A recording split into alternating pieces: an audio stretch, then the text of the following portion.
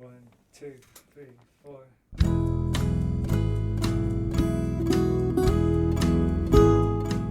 Hello, you're listening to the Skylight Books podcast series.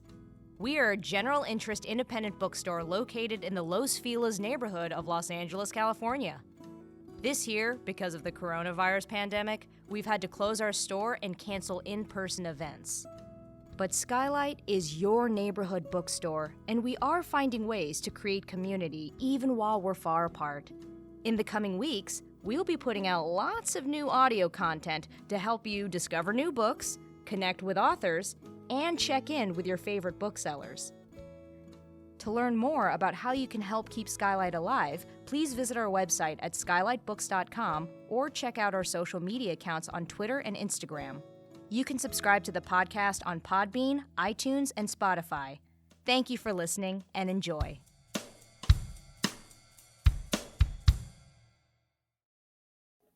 Hi, everyone. Welcome to the Skylight Books CROWDCAST channel, our virtual Skylight. Thank you so much for joining us tonight to celebrate the release of Fake Accounts by Lauren Oyler. She will be joined by Naomi Fry.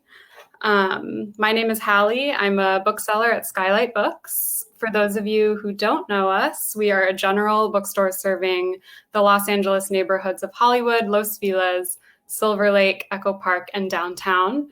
We are open for browsing again starting tomorrow. Our hours are 11 to 7 on weekdays and 10 to 8 on weekends. So come by and see us in a mask if you are so inclined and in the area. In the meantime, and always, you can find us at skylightbooks.com. For those of you who are new to CROWDCAST, I'll give you a little tour of the features. We have the fun chat on the right side of the screen, as most of you seem to have figured out by yourself, which is great. You can, for the author Q&A after the reading and conversation, you can submit a question throughout the event in the Ask a Question feature at the bottom of the screen. It keeps them nice and organized, so we'll get to as many questions as we can. You can also order a copy of Fake Accounts right here from the screen by clicking Order Event Books here, or you can donate to Skylight if you are so inclined from this page as well.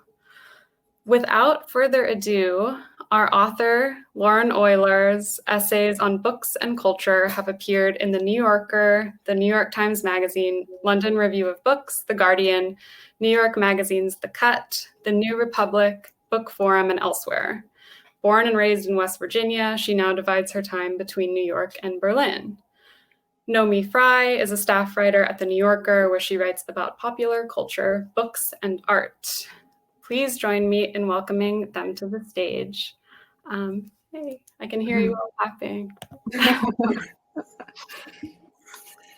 Thank you very much. Thanks for having me. I'm very excited about this event. I'm going to start by reading the very beginning of Fake Accounts, so you don't need a synopsis about what has happened so far.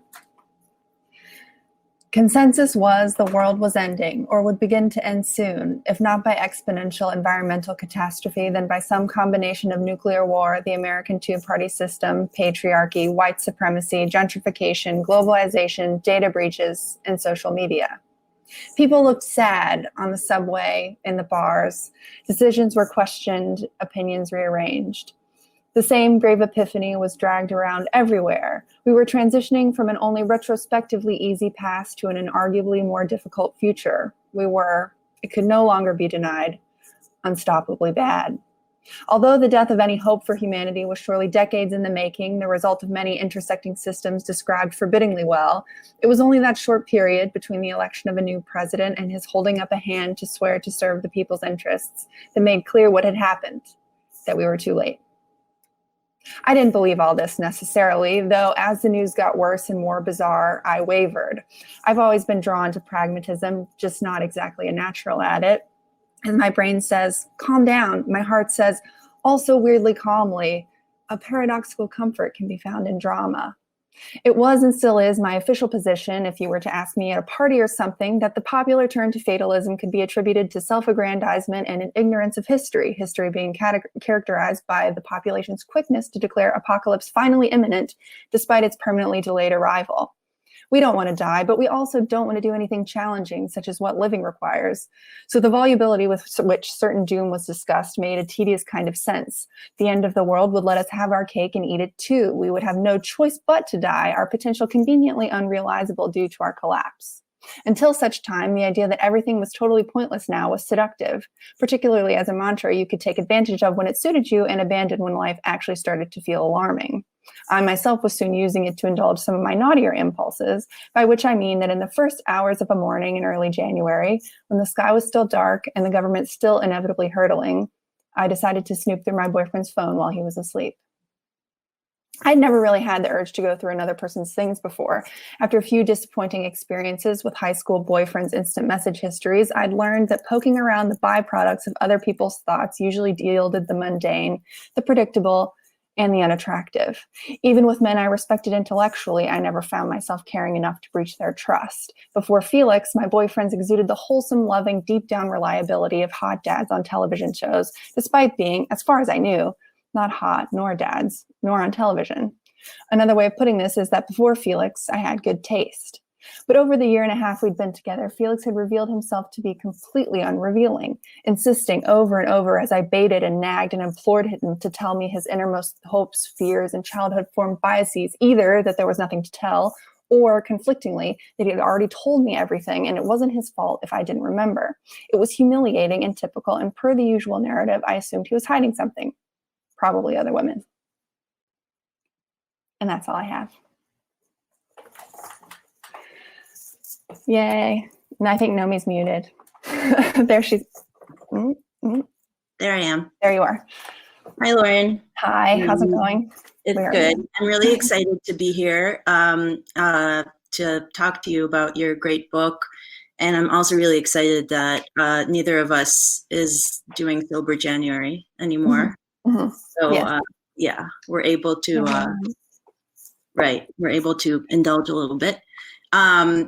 So I guess, you started with the kind of tour de force of the opening paragraphs of the book, which sets the tone quite well for what comes after.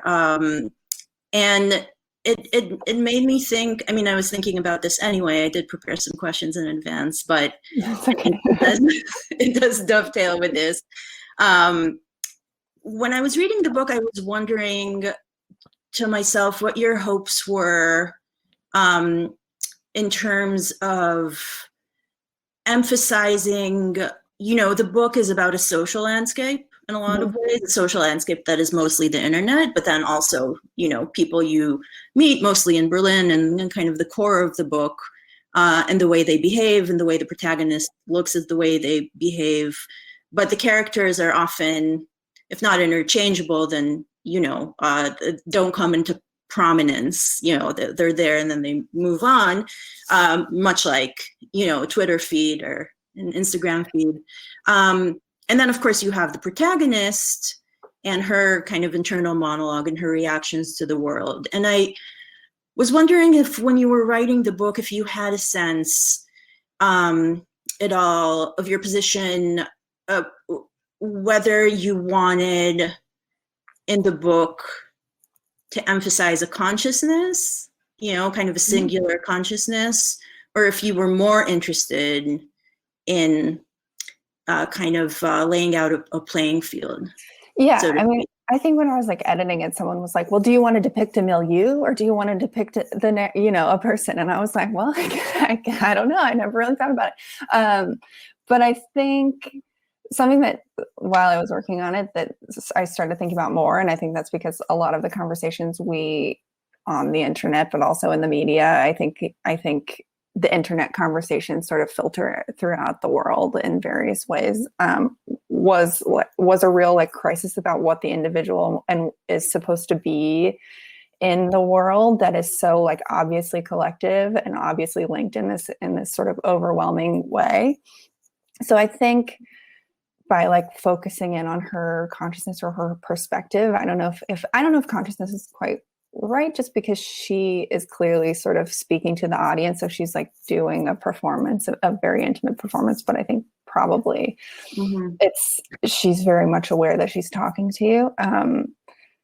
It is like about this individual person who is moving through the world. And I think one of the things I tried to keep in mind while I was doing it is that every reader is also ultimately an individual moving through the world. And we don't think about, we don't think about ourselves as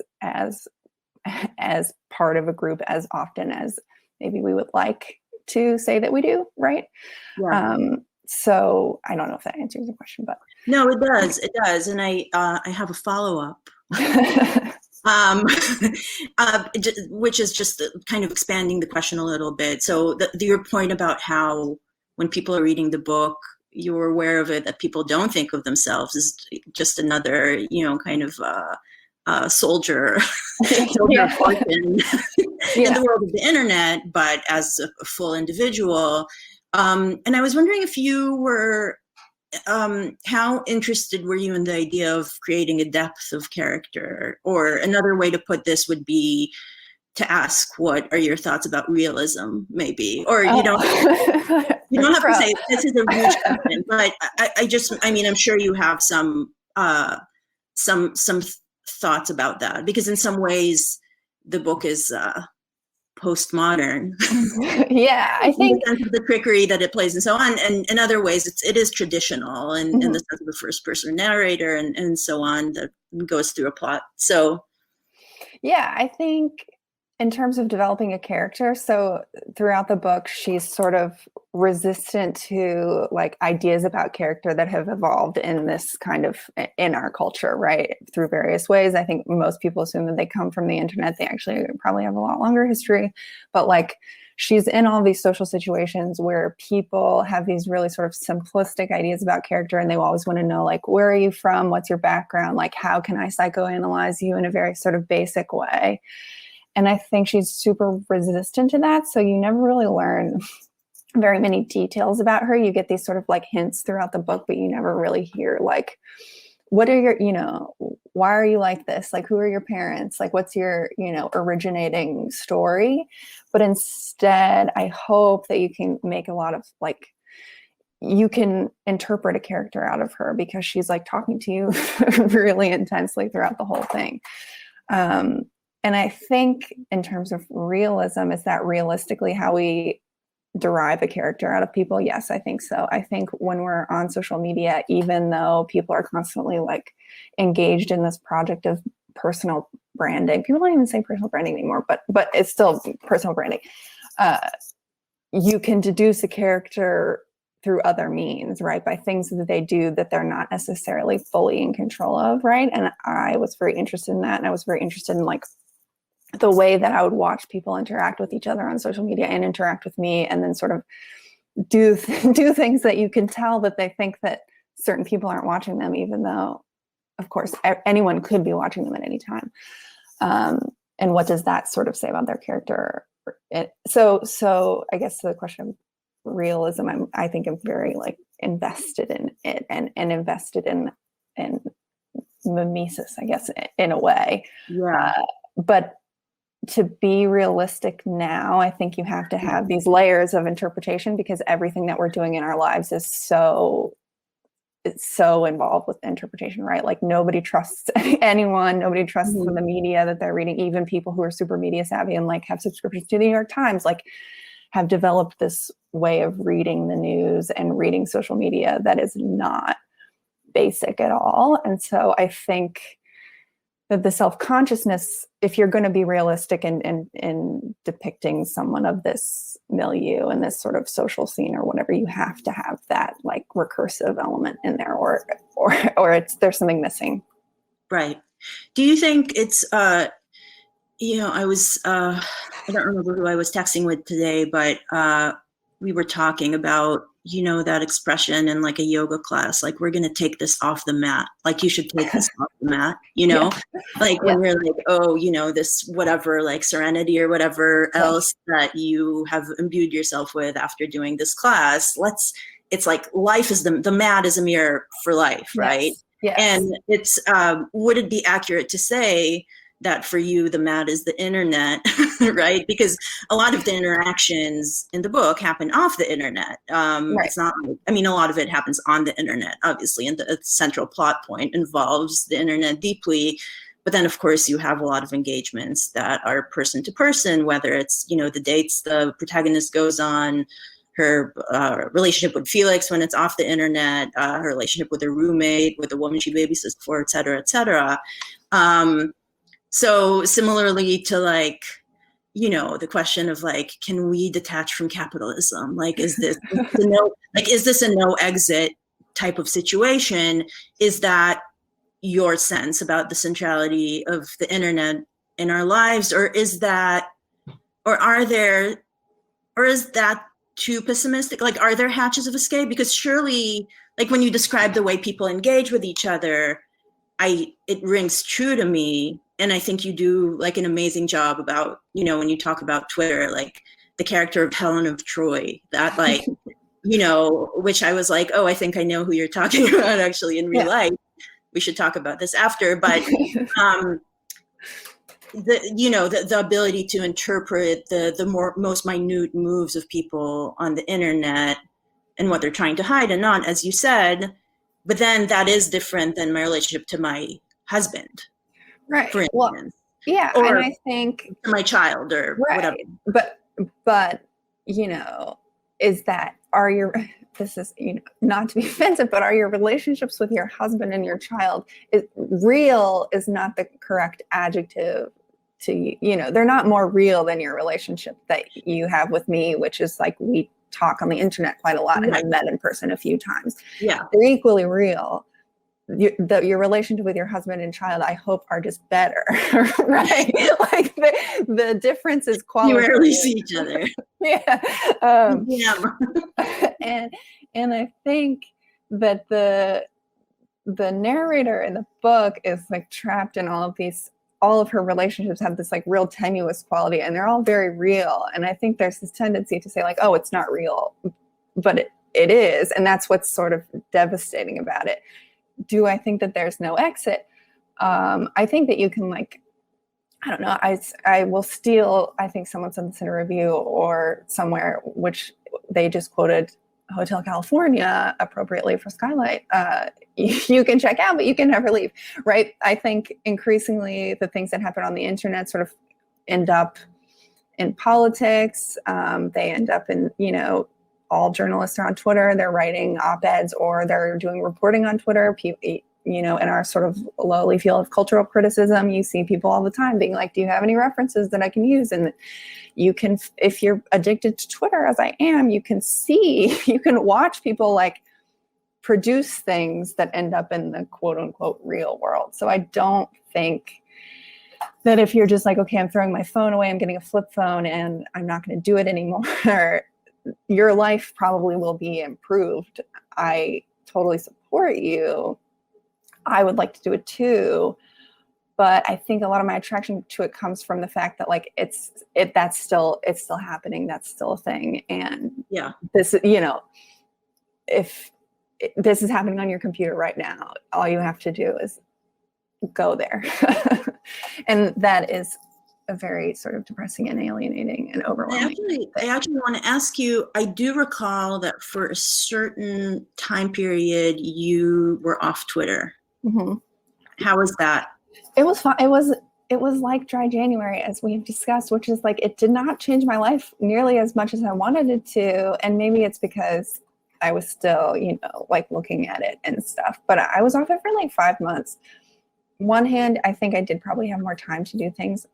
On the other hand, like it was still like, I didn't have like a yoga, like change of heart where I like, did drugs and realized the true meaning of my life. Right. Like it was still, it was still there. It was still there. Yeah. You did not take it off the mat. No, and I think, I don't know. I mean, that it's really tempting. That just, I've always been interested in like possibilities and like what one could do and how people react to like the possibility or the potential of something being there, and the fact that it is always there, and there is always somebody who could talk to you or who would like make fun of you at a moment. It's a great possibility. Yeah, and it's really hard to stay away from that. And for me, I think it's very good material. Yeah, obviously. I mean, it's obviously it became the core of your book. So at least we can say that you literally did something productive with it instead of like, all those wasted hours, not so wasted after all. Yeah, and I think there's like I don't know, maybe very few people think this now, but it's like an idea that it's not a very good topic because it's debased and petty and pathetic and banal, but that is, I would argue, why it's the perfect topic for a novel. And it's hard to get at this like horrible texture. I think it's really hard to get at the like social horribleness of it in nonfiction because you need to be able to fictionalize people to talk about them ethically. Yeah. A couple of days ago, we were talking, you and I, and we were talking about vulnerability, and you said something really interesting, which is that, forgive me if I'm, misquoting you, but it was something to the effect of, I don't really think that people, when they're, within their own consciousness, are like dramatically emotional. Like their emotions don't figure as a kind of, tsunami of feeling. That definitely wasn't your word, but and so you were like, it would have been false of me to portray, a more like conventionally vulnerable protagonist, because I don't think that's the way people are. Am I right? Yeah, I think naturally, like a sort of performance of vulnerability or performance of emotions in some way comes about because there are people around, right? So if you're having a nervous breakdown or something and someone's in front of you, you're having a nervous breakdown in front of someone. And if you're on Twitter having a nervous breakdown, then the presence of the audience is in some way encouraging the performance of the nervous breakdown, right? That would be very different if you were alone. And I think the protagonist of the narrator is very alone, particularly when she has this original discovery of the fact that her already sort of resistant boyfriend is actually living this weird double life. So she's really like trapped, I think, in being alone and being surrounded. She's surrounded by all these people to whom she doesn't feel that she can like perform her emotions effectively, basically.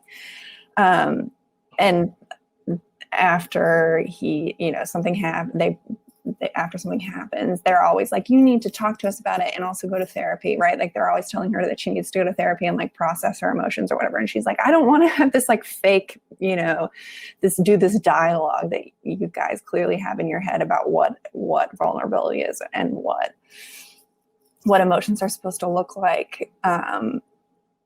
And so she ends up doing something else, which becomes a compulsive liar. but and do you think that's like an accident of not an accident? Obviously, you chose her and her intentions and character and so on. But is that your choice? Like, would any other protagonist have acted the same? Like, you chose to make her alone. Yeah, I think probably a lot of, you could write a character. There would be a character who would tweet through it, right? That's the other option. Yeah, and I think that that is an option. She's way too concerned with her saving face to do that. And there's a moment where her roommate, who's having an affair with a famous journalist, the famous journalist's girlfriend finds out that he's having an affair. So she dumps him publicly on Twitter. And the narrator is like, I was really jealous of that woman for having this like public fit, basically, and like criticizing her boyfriend who cheated on her in public because it was probably very cathartic, right? But she knows that she can't do it. And she has all these fantasies of like posting something, making public what Felix had done to her or had done to the world or whatever by doing this conspiracy theory thing that she like knows are not real possibilities. And I think that this sort of relate to when she's doing her personas and she's going on all these OkCupid dates and she's making up a totally different persona each time. She's always like fantasizing that someone will find her out and will like catch her in a lie, or that she'll be on a date with someone, then another guy will come and call her by a different name and she'll be found out. And I think there's this like real desire to like have some kind of intimacy or have some kind of connection without having to like do the horrible, embarrassing work of making it happen. There's a lot of embarrassment. It's not so overt, but there is a lot of embarrassment and shame in the book. Mm-hmm. Right. Yeah. I mean, I had to like Control F to get versions of the word embarrassed out, I think, or humiliated or ashamed, things like that. And does that have to do with vulnerability, with not appearing? I know that we're talking about a book, not about real life, but I know certainly that the feeling of humiliation or the fear of shame is something that animates me almost completely. Yeah, absolutely. And I think too, like, there are so many things that I'm actually, this is for a treat for everyone who's here. Like, there's tons of things that I do all the time that I'm very embarrassed by. And then I have developed these like horrible, depressing strategies for like hiding or not acknowledging at all in my public persona, right? So like, and that's, for lots of different reasons. One, because it would harm my public persona. Two, because I think like a bunch of strangers don't need to be burdened by my like bad feelings about myself, which are ultimately my bad feelings, and have, you have your own bad feelings to deal with, right? And I think there's this like, the fact that it's there and it's possible, like you could be being super vulnerable, but it's probably not going to work out for you actually. And it's a trick, is quite painful for a lot of people who are like online a lot, right? And the fact that it also produces a lot of embarrassment and shame and gives you lots of opportunities to like do embarrassing things and humiliate yourself and others. Yeah, it's a real tightrope. Yeah. It's a real tightrope. Yeah. And it never feels good. As well, partly. That's what it's interesting. Yeah. But it never feels good. Interesting to watch other people, interesting to watch myself. Like, yeah. And, talking about your persona, you do have, when you were saying like, feeling, expressing embarrassment or a feeling of humiliation would mar or harm your public persona, and your public persona is of a kind of tough person, right? Mm. Like scary person. I know you not to be scary, but you take no prisoners, quote unquote, in your criticism. And I have a friend who we were talking about this before. I have a friend who is an admirer of your work, so she asked it in the spirit of admiration rather than, but she said, "Oh, you're interviewing Lauren Oyler. You should ask her if she ever has hater's remorse. Like how is she so sure of her own opinions, especially when those opinions are quite tough? Not always, it's not like you write negative criticisms of everyone and everything. You're discerning, but you certainly go there. And so she was like, oh, you should ask her that, because I think there is a sense that it's, especially nowadays, that opinions like that, you know, staking a claim like that is kind of a risky thing to do sometimes. Yeah, I mean, I don't have haters remorse, I think is the short answer. But I think I have all of the bad feelings about it. Like, am I going to do it? I have this sort of like internal drama about like, is this right? Do I actually think this? And I think that I would probably have more. I would have the most remorse if I wrote a review of the same books, but was sort of like, meh, you know, or like I said something that I didn't think was true. And I have regretted sort of like not, you know, standing my ground on certain things. I think that is really the thing that I regret. And I think it's just sort of like about the holistic interpretation of the situation, right? Like I'm not gonna, this is boring, but like I'm not going to write a negative book review of someone whose career or whose personal life can't take it. That's mean. Yeah. But I think what has been nice about my book coming out is that it seems like there's like quite a lot of debate about it, or like people have lots of different opinions about it. And I think that that's very healthy. And while my opinions are that it's totally genius, and I agree with the most positive reviews, like the fact that there are people who will write a negative review like out the gate and not treat me like a child, which I think a lot of debut writers are treated like, I don't know, like babies. like it's like, you know, not like we're 30 years old, but like you're like 22 and just finished college. That's not why I got into writing, and that's not what my like ideal of the intellectual scene was. So I would hate to be like coddled, basically. Right. And you know, if these people are getting caught, I mean, I can't imagine like wanting to be coddled, right? Like you would always have this like suspicion in the back of your mind, like people are lying to you. And to take it back to fake accounts, there's this like, even people who are nice to you, you're like, why are you being nice to me? Like, I don't trust this interaction because it's so weird and tenuous and comes from these like random sources. Right. Yeah. I always believe it. I love being coddled. I mean, you know, I mean, not totally, obviously, but yeah, no, but your point stands. I get it, but we were talking before. I guess one question that I wanted to ask you. I remember when I was in grad school, and there was this one guy. He was smart, actually, and I don't remember which text we were talking about.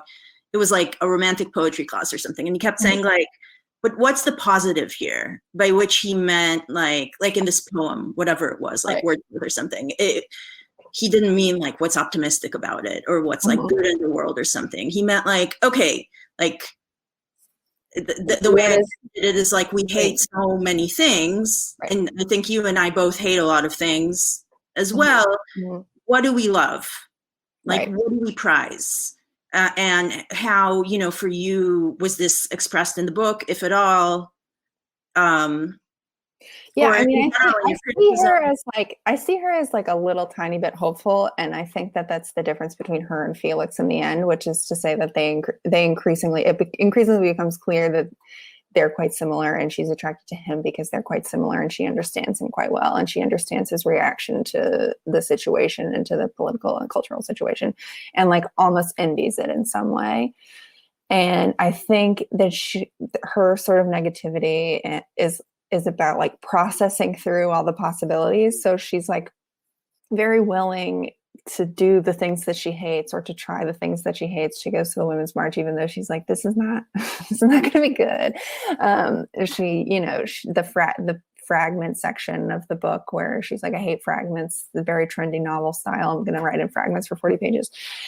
And I think you can interpret that stuff as like her trying to understand it, right? And trying to like process through it so that you can come out the other side and be like, okay, what's actually the good thing? I have eliminated this possibility as a way of understanding the world, or as you know, and I've done it in kind of good faith, which I think part of the reason that I write some negative book reviews sometimes is that I feel like I understand where those authors are coming from. Like I come from I'm very immersed in like internet feminism, for better or for worse. And so I'm like, I see why you're doing this. It's like not right.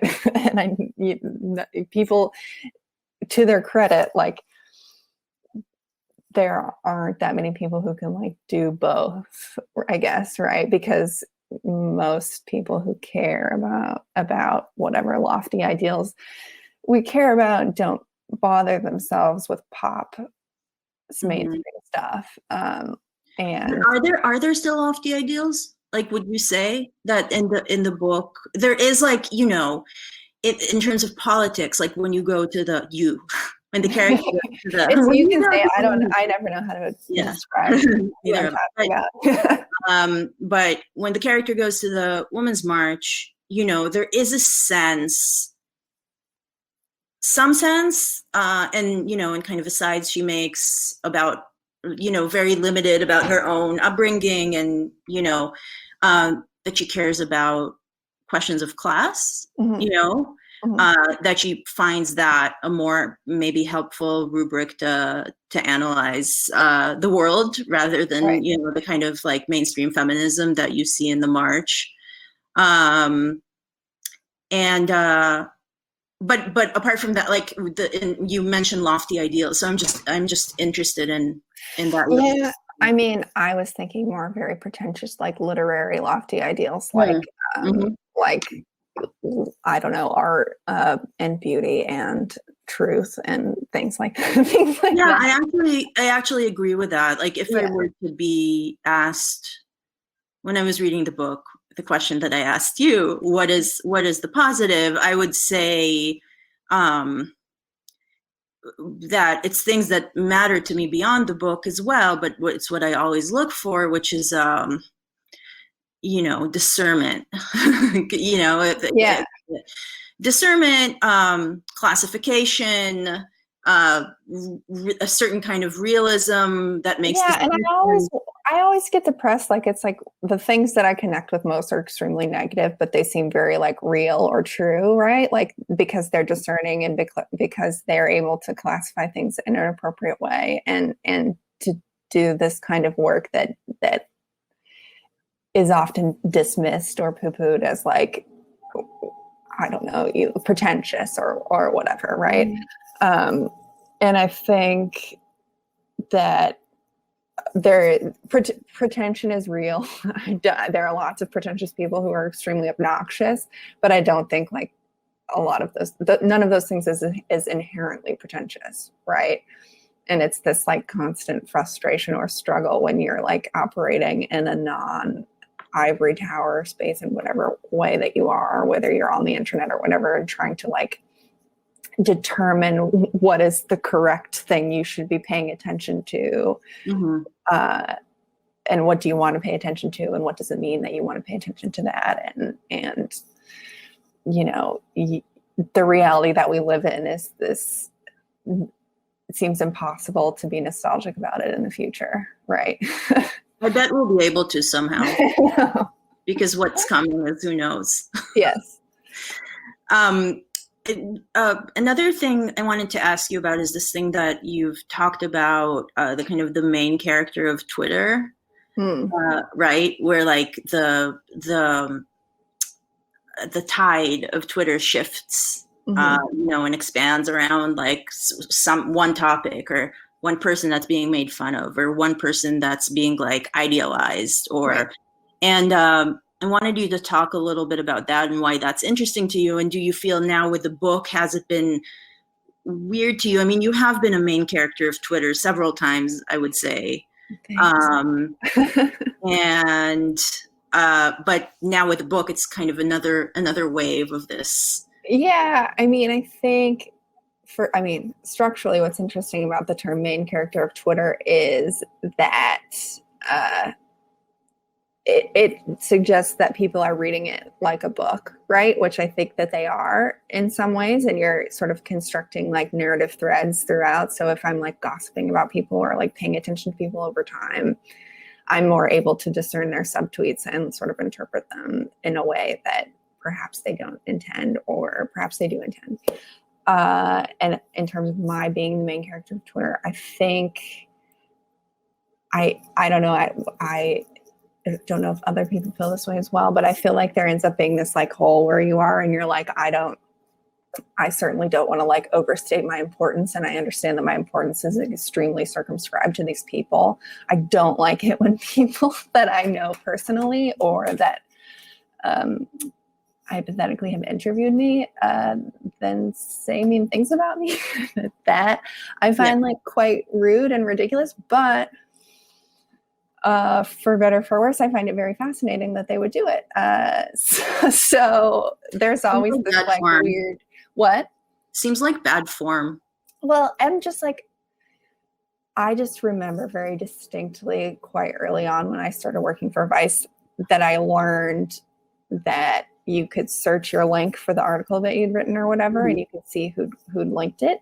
So I stopped linking articles because I didn't want people to like see that I was saying mean things about them. I mean, I basically like stopped subtweeting that much unless it's like someone really famous, because it just hurts your feelings to see. Someone's really famous thing is crucial. Like, yeah, and they have to be, pretty famous. But I think what's interesting on social media is that you can watch people like not realize how famous they are. Yeah. And there's always this sort of like hole where they don't understand what they mean to people. And I also think like they don't understand that they mean different things to different people. So like you might be very famous to a little group who might think of you a certain way. And then you're like, yeah, but what about all these people over here? Like, what about the, like, Kansas. Yeah, the people in Kansas or this whatever group of people that don't even know who I am. Like, I don't even have any money, but yeah, there's always this like uncertainty on all these different levels. Let's talk brass tacks. Okay. We were talking about, subtweeting and DMing and so on. And what we do together often, you and I, is DM about how much we hate to write and like, yes, what a nightmare it is. And yet you are not only a busy critic, but you wrote a novel. So that's quite impressive for someone who hates writing. But also in some ways, you must somehow enjoy it. I don't know. I mean, do you enjoy it? No. You do it at night. You do it at night. Is that right?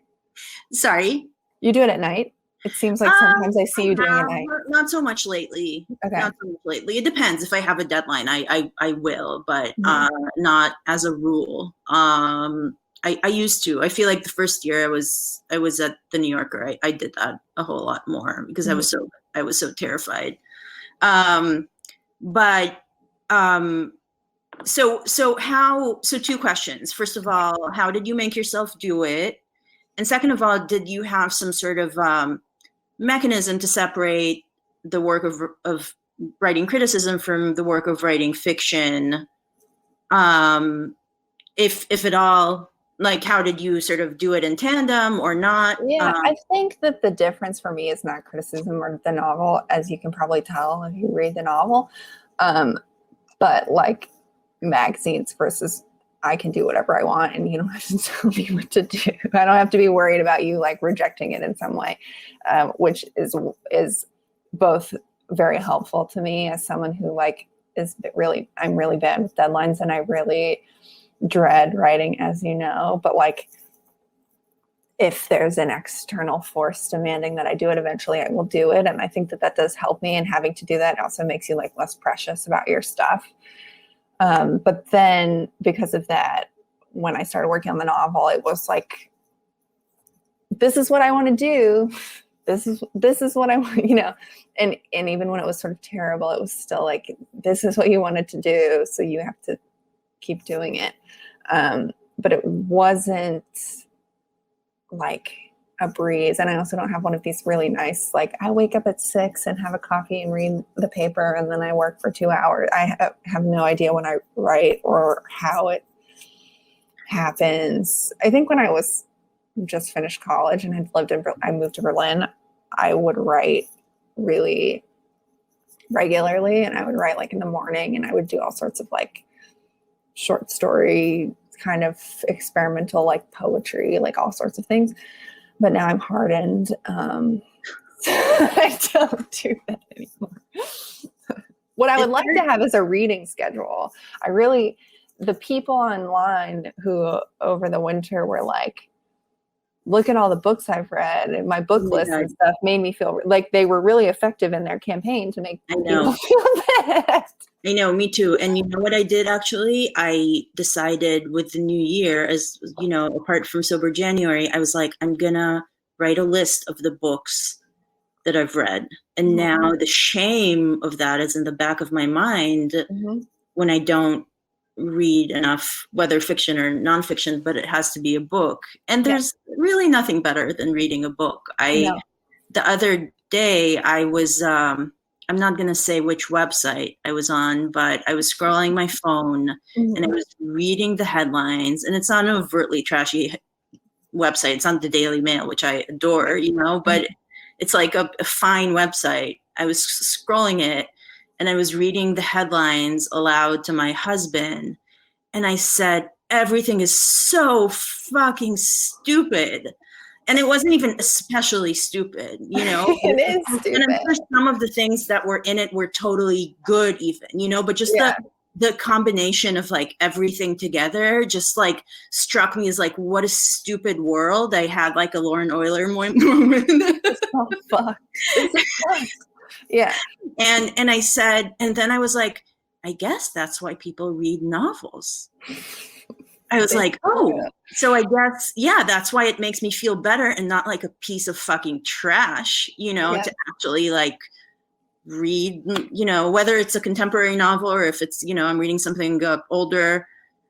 It's like a breath of fresh air. And what's interesting about the novels is that they're often not about good things. In fact, that they are about things being stupid almost 100% of the time.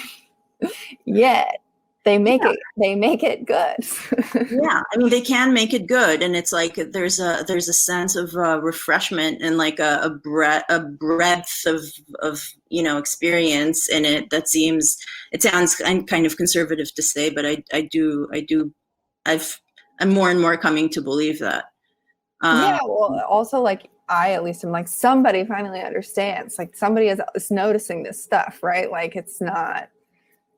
You feel weirdly like someone else is in charge, even though all they're doing is observing. Right. I feel like I see there are a dozen questions and to ask a question. And I think I'm looking at the clock and I feel like maybe it's time for Hallie to help us with that. It's time. Thank you so much for that amazing conversation. I lost track of time. I could have listened to you all night. So it's great. All right. Our first question is from Christopher, who is a little bit to both of you. Do Lauren and Naomi have burner accounts or Finstas? Maybe I'll add, have you thought about it? Also, did Lauren start Felix's account or was that someone else? Whoa, that's what we were just talking about. Yeah, we were just talking about that. I didn't do that. I was going to do it, and I just didn't because I needed to like make a new email address, and I just was like, I can't be bothered. So I didn't do it, but now it does exist indeed. So if you go to this _account is bugged, all underscores on Instagram, you'll see someone who calls themselves Felix, and they have 22 followers. Did they post anything? Have they posted? They have not posted anything. And I understand too that if I say that I didn't make it, people will not believe me. So I'm just going to exist in the sort of exciting uncertainty of this, possible lie, the fiction. It's autofiction. It's autofiction. Yeah. Lauren, do you have a Finsta? No, because I'm lazy. I think it's about like I get like too nervous about like a bunch of things going on, and I'm too lazy. I feel like I don't either. I could be Alice from Queens. Yeah, maybe you're Alice from Queens. So. Yeah. I don't either. I think it would make me too nervous to, I mean, as it is, I spend like 15 hours a day on social media. We are being asked, what is a Finsta? It's like a secret. Is it fake Instagram? What does it stand for? Yeah, I think that's I never learned what it stands for, actually. Yeah. That's my understanding, yeah. Fake Instagram. So, but I think it's actually a real Instagram. I know, that's why it's weird. That's why it's confusing. Yeah, it's the one where you post. It's the one where you post your real thoughts. Right, which is interesting, kind of to think about. I do sometimes post to close friends, I guess, on Instagram, but not much, and that's the extent of it. Someone suggests fun Insta. That's probably maybe true. I don't have one anyway. But I don't even do close friends on Instagram because I can't.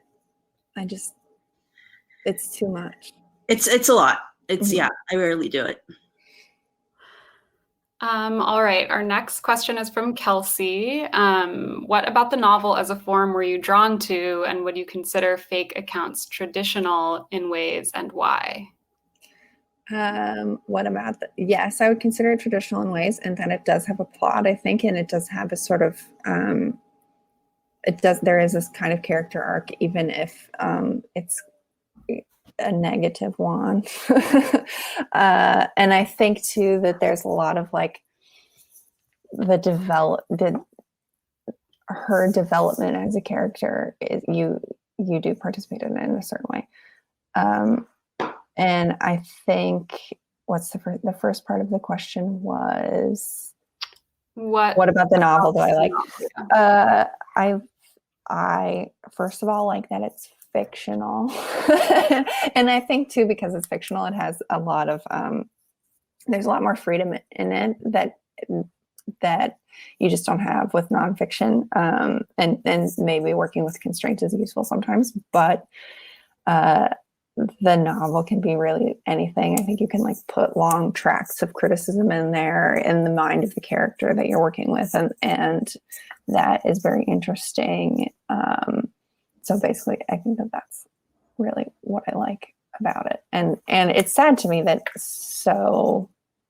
it has such a not a bad rap, but like people roll their eyes about it sometimes, because I think it's particularly useful, like for describing the internet in particular and the things that happen online, and this sort of social stuff is really ripe material for a novel in particular. Also, I will recommend Elif Batuman has lots of really good interviews about what she thinks a novel is. So I would recommend, I think her long form interview is really good. Thank you. All right. What piece of literature served as your reference for this novel, if any? Oh, I mean, like a lot of them, all the best ones. I did. What's good? There's lots of Virginia Woolf in there, actually. And there's also, I think the obvious sort of contemporary influence has been Lerner. It was Elif Batuman. Someone is asking whose interview. I'm telling you. I typed it in the chat. And I typed it in the chat. Oh, someone has done like.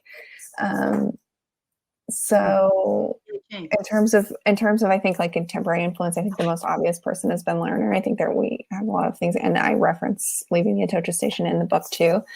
But there are lots of like contemporary books that operate, I hope, in the way that they operate in we can say real life, because fiction is different from real life, in life. So like the protagonist is having a conversation with her friend about a book that has come out, and it's Katie Kitamura's book, A Separation. And then there's like, she's scrolling through Twitter and sees a review of The Idiot by Elif Batuman. And previously when she's doing her OkCupid profile, she's like asked about what books she would describe her best, and she wants to say the idiot, but then she's like, it's too funny or whatever. So they work all in that way. And I think, there's lots of books sort of self-consciously, but hopefully also celebratorily in the book. So yeah. Rachel Cusk, someone says Rachel Cusk. Also Mating by Norman Rush. I've been talking about Mating by Norman Rush all day. There's an Easter egg in there if you can find it. If you can't find it, it's in the acknowledgements, but try it yourself first. Wonderful. Thank you. A question from Emily, who says, I think at one point the narrator refers to her problems as like, quote, white bourgeoisie. How did you want to approach the intersection of race and the internet with this book? I think she's always like interacting with it in the way that she's interacting with most things, which is like processing them intellectually and then like moving on from them, right? So I think when she goes to the Women's March, she's listening to people who are also at the Women's March say, you should be at the Black Lives Matter marches, right? and she's, nobody's really doing anything about this, but they're like aware of it. And I think what I really wanted to avoid is having her sort of apologize for like being privileged or something, but also acknowledge that like people are interpreting her in that way. And that's like an experience of being online, but also just being in the world, right? So I can also just find that part too. But she's also talking about going to yoga, I think, and she's like, well, everyone at yoga is white, and also I work in media, which is also like a white person thing to do. But besides that, right, like those are the whitest things that I do, when of course it's like mainly her whole life. So yeah. And then I think when she moves to Berlin, there's all sorts of differently inflected relationships, interactions with race that she has, based on like what it's like in Berlin versus what it's like in the United States. So it's much more sort of inflected by nationality. There's like a guy who's like eating a falafel and like does something racist with the falafel, for example. It's terrible. But basically just trying to reflect reality without making it, I don't want the book to make like an apologetic statement or like have a moral about race, just as I don't think it has like a moral about gender or anything like that. Thank you. Our next question is from Jay, who is curious, at what point in the writing/editing process did the wonderful, quote, ironic and also not section titles that mirror the points in a plot pyramid occur to you? I don't know. I wish I could remember. I remember coming up with the like middle nothing happens part and thinking it was very funny. And I wonder if that is what I came up with first. And then I was like, oh, I have to do the whole plot pyramid, because I think in criticism at the time when I was writing, which is 2017, 2018, it was, and it still is, people are always commenting on a novel in which nothing happens, and as if it's like a new thing, when actually there are very many novels in which nothing happens. So I thought that was like it's a very succinct commentary that works as a joke. I think a lot of commentaries work best as a joke, particularly sort of self-aware, recursive commentaries. But I don't really remember beyond that. I love that. I guess a final question to kind of tie that up is, what was your writing process like? Did you outline? Did you know, without spoiling the end, did you know how it was going to end when you started the book, or did that come to you later? I came up with the whole plot at once. Just the sort of like basic, she finds out her boyfriend is a conspiracy theorist. She wants to dump him. Something happened. A couple of things happened. So it was very easy to write that way, because I just like wrote from one sort of signpost to the next, right? Like I knew that I had to get here, and then I knew I had to get here, and I knew I wanted her to be in Berlin, mostly because I like Berlin, but also because I wanted to write about expats in the context of reality or fakeness and things. And I thought that was a good offline analog to some of the stuff that happens on social media. So basically, it was like quite easy to conceive of, and I am terrible at structuring things, and I don't plan any of my essays. As if you've read any of my essays, you can probably tell. So I did. It was much easier than an essay to structure because I just was really like writing through it. Yay, thank you. Do either of you have any final thoughts or questions before we say goodnight? I know it's getting later in New York, so. But it's fun. It feels like party. It does. It's like secret special after hours book talk. I don't have any questions. I have nothing to say. Thank you both so much for this. If you haven't gotten the book yet, do it. If read it. It's amazing. I'm so grateful for both of you for being here tonight. Thank you for having us. It was great. Thank you. This was great. Thank you, Lauren, for your book. Thank you, Naomi, for talking to me about it. And thank you, everyone, for being here. We appreciate your virtual selves. Your real accounts. Yeah. I love the comments section. I know. This was a very a nice community. Everybody was, brought together by this event. And I like to see all the names. Some people that I know in person, some people that I just know from Twitter. Very fun. Hi to friends who are here. Hi. Thank you. Thank you. Good night. Good night, everyone. Bye. Good night. Bye. Thank you for listening to the Skylight Books podcast series. Please don't forget to visit our website at skylightbooks.com and make sure to follow us on Twitter and Instagram. Also, don't forget to subscribe to this podcast for more author talks and bookseller conversations. You can find us on Podbean, iTunes, and Spotify. Stay safe and healthy, and we hope to see you back in our store soon.